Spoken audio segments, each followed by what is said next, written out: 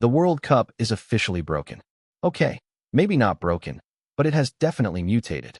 For the last 24 years, the greatest sports tournament on Earth used a perfectly balanced 32-team format.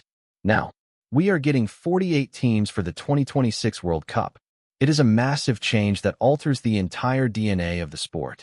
I am going to explain exactly why FIFA threw away the perfect formula, what this means for the games you actually watch, and the real reason behind this expansion. Spoiler alert, it is not just because they love more soccer. Stick around, because the math behind this is wild. To understand why 48 teams is such a big deal, you have to understand the magic of 32.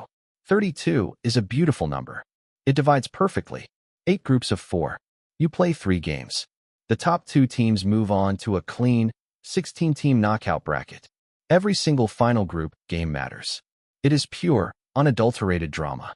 It was the gold standard of sports tournaments. This sounds simple. It isn't. Because perfection does not always pay the bills. And perfection definitely does not win FIFA elections. Enter Gianni Infantino. Back in 2016, he was running to be the president of FIFA. He needed votes.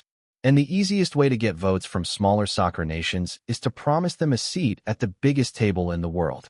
You know the type of political maneuvering I am talking about. Africa had 5 guaranteed spots at the World Cup. Asia had 4.5. These are massive continents with hundreds of millions of obsessed fans, and they felt entirely locked out of a tournament heavily tilted toward Europe and South America. Infantino promised to expand the tournament to 48 teams, giving those continents way more guaranteed spots. Shockingly, he won the election. But politics is only half the story. The other half is cash. A 32-team tournament has 64 total matches. A 48-team tournament? That jumps to 104 matches. In theory, more matches means more opportunities to grow the beautiful game globally. In practice, more matches means billions of dollars in extra broadcasting rights, sponsorships, and ticket sales.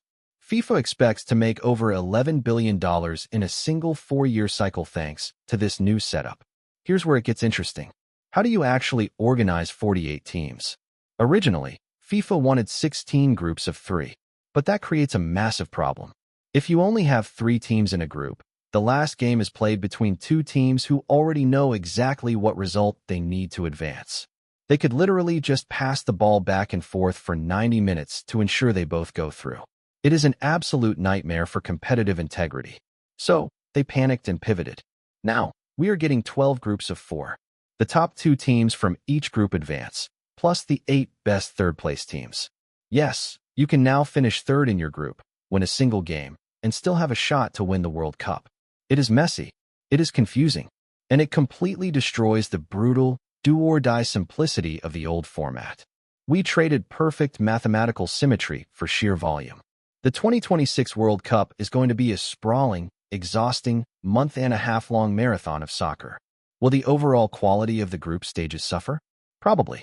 Will we see some wild upsets from countries we never expected to see on the global stage? Absolutely. FIFA broke the perfect formula to build a bigger, richer machine. Only time will tell if it actually makes the tournament better or just bigger. Let me know down in the comments if you think 48 teams is a genius move or a disaster waiting to happen. And if you want more quick sports breakdowns without the fluff, hit that subscribe button. I will see you in the next one.